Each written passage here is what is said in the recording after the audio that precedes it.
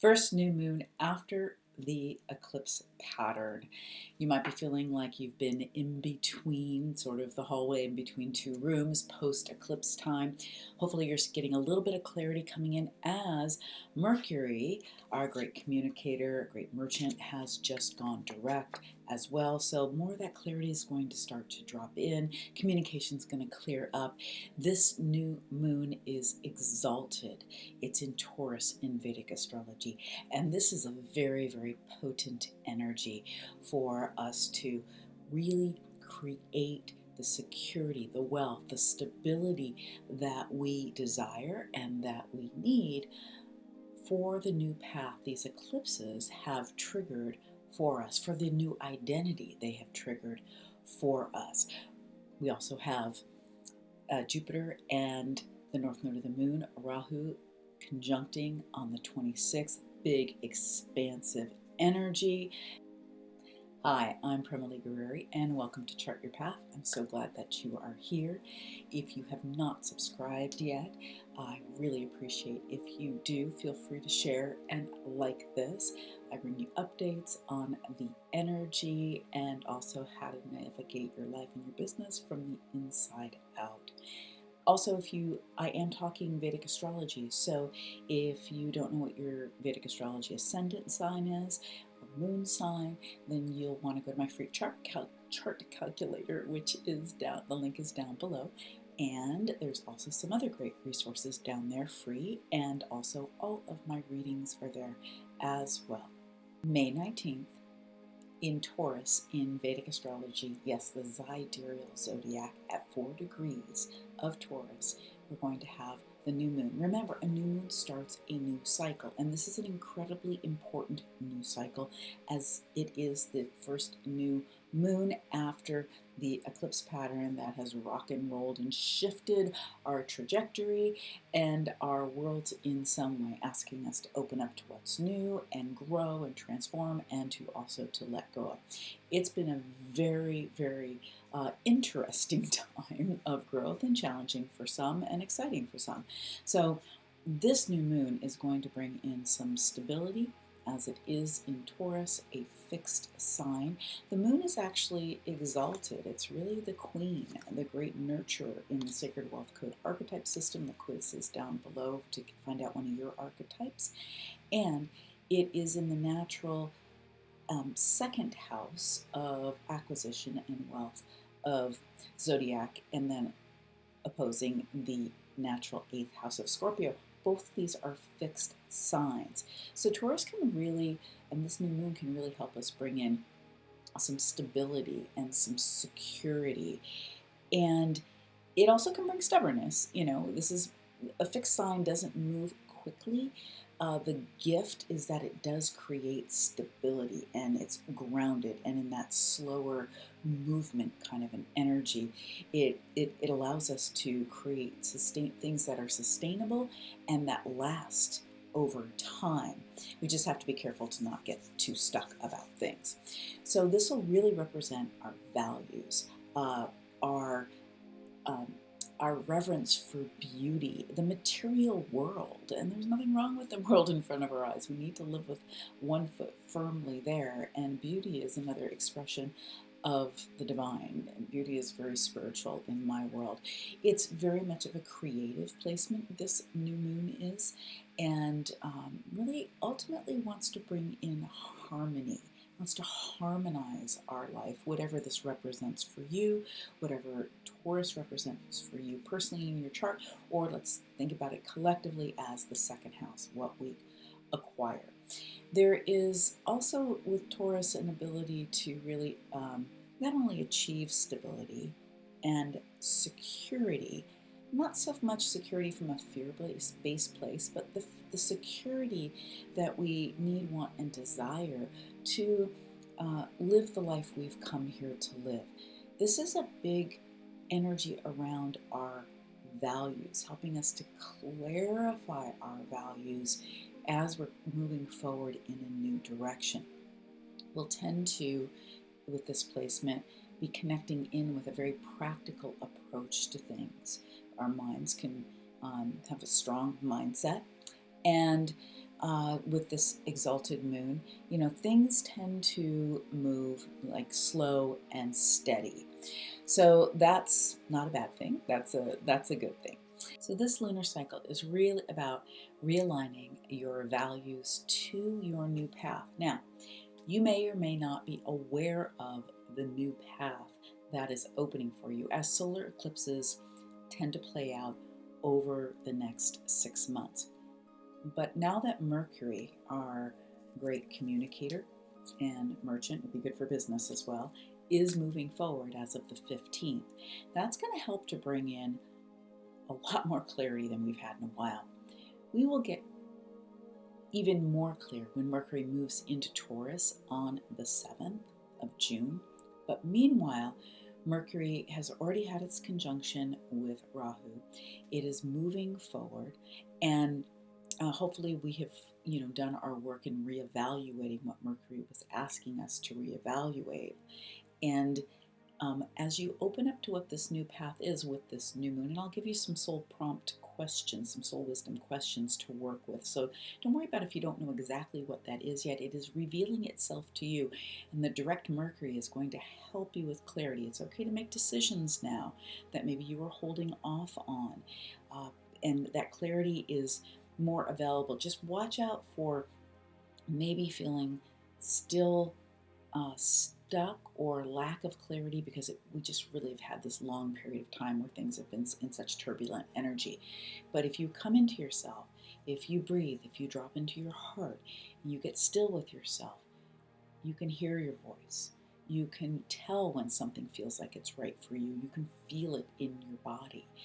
When you ping it against your own energetics or trusted ones, but not just asking everybody and using the gunshot approach to bounce things off of the world and everyone else. So we've got things working for us in our favor, and especially, like I said, with this new lunar cycle, it's about realigning your values to your new path. Taurus has a lot to do with our values. It's really this new moon is here to really help us identify and examine our attachments. Taurus can be very, very attached, and I'm going to talk about Krittika, the nakshatra, here in just a moment and leave that in for you. But this is, so that you can really nurture and grow and move on to this new growth trajectory for yourself. If we're too attached to things, we tend to be too attached to the past. We're always going to have attachments. That's nothing wrong with that. If we weren't attached to some things, we wouldn't care for those we love and take care of things. But being overly attached is being stuck and limits us, because we only have so much bandwidth, and a lot of times there needs to be things that we let go of. So this is about examining our values and getting really clear on our values, and are they aligned with our new path that we're moving forward on or getting ready to move forward on. So the new moon being in Krittika nakshatra this is an interesting nakshatra. The moon is exalted in Taurus, so it's very, very strong. It spends more time in Taurus, and specifically in Rohini, but it is exalted here in Taurus. So the moon, it's our consciousness, it's our mind. It also rules a particular part of your chart. So this gives us, a great deal of inner clarity. It's a dark moon, so that's we're shining the light on the inside there.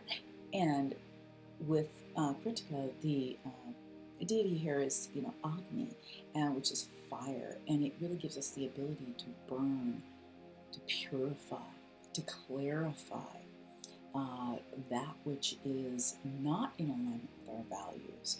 It's a good time to really examine those attachments and those values, what needs to shift, what we need to let go of. It gives us the ability to sort of burn out that negativity and purify ourselves and what keeps us from moving forward on our new path or receiving the clarity to move forward. The real Shakti here is the purification, and the purification is like fire, the energy of fire. I will give you a couple of recommendations on practices here to do in order to purify in just a moment. The symbol is a razor. And, a razor really is a technical instrument that is very precise. If you think about a razor, a razor is not a blunt knife, it's not an axe, it's not a stone arrowhead. It's very thin, it can cut.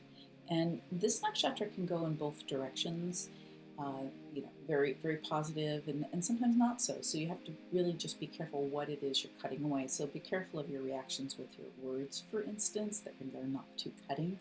But that precision, just like the fire, gives us the ability to just carve away, to purify that which we need to shape, to mold, to let go of. Okay? So it's a great month for refining things and bringing a greater level of awareness and precision and more aligned values for moving forward on what you're creating and manifesting. Taurus is so much about manifesting. So, of course, I do a lot of healing and clearing in my full moon circles. There'll be one on June 2nd. The link is down below, and I'll be doing a full moon update before that.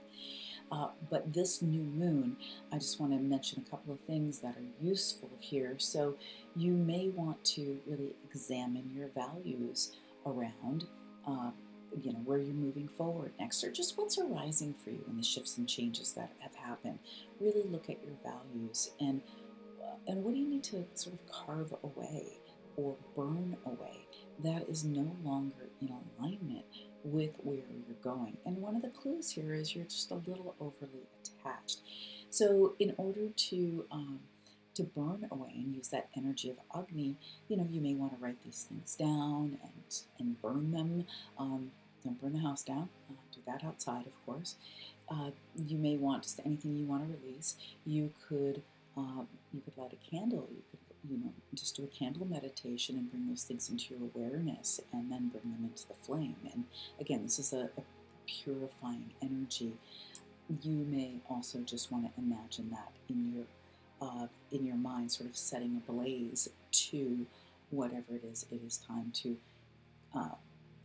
release. And remember, with purification, it's not throwing the baby out with the bathwater. It's sort of, what do I need to just let go? It might be some ways of being, thinking, attachments around your values. It's not that the value isn't that we need to let go of it, but maybe it's gotten a bit muddy. Okay, so you want to take a look at that so that you're bringing more harmony, more stability, more security to the path moving forward, and moving forward around what it is you're creating and acquiring in order to move along with your new path. The other transit I really want to talk about here is that on May 26th is the Jupiter Rahu, North Node of the Moon, conjunction at 8 degrees of Aries. Now this is where the eclipse pattern happened. Rahu is part of the eclipse pattern, and this is a Guru Chandala Yoga, these two planets conjuncting. And these are the most expansive energies. Rahu, the magician, and which can be very, very creative and bring in all kinds of wonderful material wealth and things, but also can play on the dark side. So we have to make sure the energy is pure. It can bring in complication and drama. Jupiter, which is our great visionary, which is our great teacher, is the great, moves from knowledge and wisdom. The negative side is it can be too much hubris, sort of know it all, and then overextend and overexpand because of that, or hurt others because of that. And with the magician, it's complication and drama and overexpansion. So these two together are incredibly creative, and you're probably feeling a bit of tension from this as we come up to this exact conjunction on the 26th. It will start to wane after that, and we need to get into the first week of June before we feel clear of that energy. Then the two would be moving away from one another. The nodes of the moon actually move counterclockwise around the chart, where the planets move clockwise, and they go against the grain, the nodes of the moon. So they cause us to grow. There's a bit of irritating energy there. So, or agitating, I should say. So with this, it can be a confusing period of time. You might have thought, hey, this is what I'm doing, this is what I'm growing, this is what my new path is, this is what I'm birthing, Aries, wanting to birth something new. and then you're confused about it, it's a good time to chop wood, carry water. It's a good time to hold the course, lean into your creativity, to think out of the box. I talk about this in my May update, so you might want to watch the May update. And this is where you just want to stay really true to your values, and then clarifying the values with the new moon will really help with that, because you can weigh things against. One of the clarifications I use for this is, is this alignment with my values, and is it sustainable? Lean into your self-care, lean into your alignment, and then you'll know if you're in alignment with your values and if it's sustainable. Lean into truth and wisdom over expansion. Okay, and if you can defer anything that would really feel like it's over expanding for you, until the first week of June, that would be a good idea. The other energy that I'll just mention here is Mars is currently in Cancer, and you're going to want to watch your emotional energy. Mars, which is our great honorable warrior, it doesn't do so well in Cancer, because this is for taking a stand, being productive, being passionate, getting things done, taking a stand. Well, that's not a place for home and family or to be expressed there. So I talk about this in my May update as well, but make sure you're really practicing the Mars energy. That's like when it's exalted in Capricorn across the chart. And the strong energy is to be like that very disciplined warrior. So pay attention to your spiritual practice, to your physical energy, sweat, burn that off if you're Scorpio or Aries ascendant, or you have strong Mars in your chart. And if you don't know, just do it anyway, because it's not going to hurt you. It's only going to do good. Stay very true to your spiritual practice, and watch your communication, and watch your emotional energy, and make sure that you do have a creative, a good outlet for your emotional energy, so you don't get pent up and then you don't do, and then create outbursts. So I so appreciate you being here. I'd love to hear what's coming up for you around your new path, what's opening up for you. And what values also are you purifying during this amazing new moon that's coming up. So I appreciate you subscribing, sharing, and liking this. Again, all my links to all my readings are down below, my courses, and of course all my free offerings like the quiz, the chart calculator. I've got a couple of free classes, and then of course all my YouTube videos. I appreciate your love and your support. So much love to you.